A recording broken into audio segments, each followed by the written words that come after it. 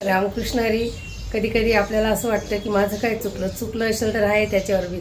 श्रावण महिना चालू आहे, आपण रुपयामधून 4 आणा सहज खर्च करू शकतो, करायलाच पाहिजे. संसार आहे तर मग काय करायचं, थोडंसं दानधर्म म्हणजे काय, मंदिरामध्ये तुम्ही 1.25 डझन केळी घेऊन जाऊ शकतात किंवा सफरचंद घेऊन जाऊ शकतात.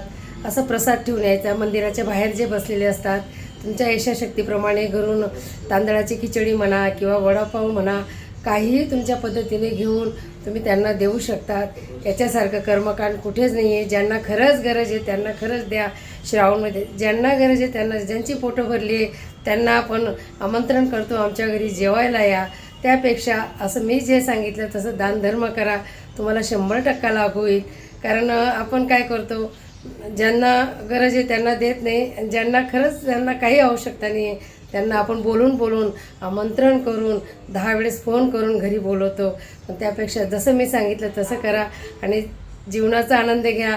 आणि बघा तुम्हाला कसं ते हे केल्याचं कसं पुण्यफळ कसं प्राप्त होतं, करून बघा.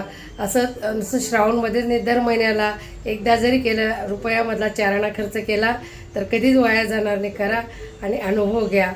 रामकृष्ण.